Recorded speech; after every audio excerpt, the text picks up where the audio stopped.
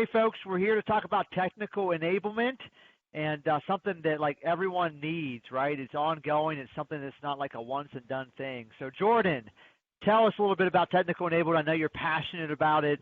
What are the consequences of not having technical enablement? Yeah, well, first I got to tell you, this is one topic that I couldn't be more excited about. I think anybody who knows me knows that I actually lived overseas for a while, and I taught little kids overseas. I taught middle school, and then I taught college age. I got into the SaaS world, ended up teaching a bunch of new customers coming on outreach all the time. So that was a big part of my function, was building the training program. So I am pumped about this topic. Now, you asked me, what are the consequences of not having this function? Look, we always say a good sales engagement platform is built on three things: sales strategy, good technology, and then lastly, really good content. But at the end of the day, those three things don't matter if you don't have really good enablement. So the consequences of not having this function is that you spend hours and hours building out those three pillars, and then nobody adopts anything that you've just done. I mean, that's why every SaaS platform on the planet is measured by adoption. If folks don't adopt the tool, they're not going to use it, they're not going to show up next year, and then your entire initiative has failed. Yeah. Let's just talk about this for a second. So, no one's using it.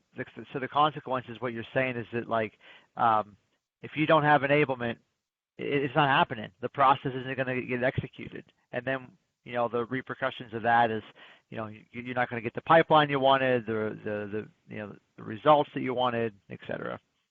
Well, look, at the end of the day, every adult learning training study out there will show you that it's not even just about one good spot training. It's about relearning the same concepts over and over and over again. It has to be a rhythm in people's lives that they continue to refresh and relearn and work this again. So again, it's not even about just, hey, we got this new thing, let's train it one time, everybody knows it, and we're done. You have to continue to invest in this motion over and over and over again. Otherwise, you sort of get education decay. And what I mean by that is, like, folks will start to learn a little bit of it, but they don't really maximize the potential. Or they get into it, it gets a little bit hard, and then they give up. The point being is you have to keep running that motion over and over again. Yeah. I think one key too is that these platforms, they change. They're adding new features all the time, right? And so, in order for you to get all the juice, right, and get your the most bang for your buck, like, you have to make sure that you stay current in what's going on with these platforms, the new features, the functionality that will help your reps, do more, achieve more, et cetera.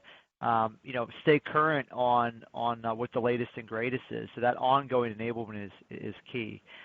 What's really interesting about that, though, Theron, is that like when you first got your Salesforce, it looked the same all the way when it first came out until they just recently released Lightning. So like over 20 years here, Salesforce looked almost exactly the same.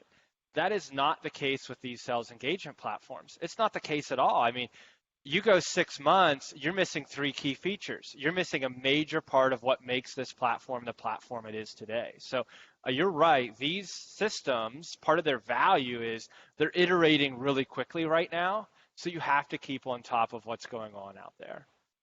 Yeah.